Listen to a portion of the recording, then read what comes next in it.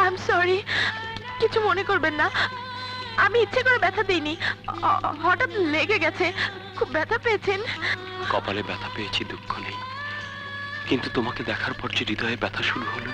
ও মাই god, আপনার কপাল থেকে যে রক্ত ঝরছে। Oh my God, বেঁধে দেই।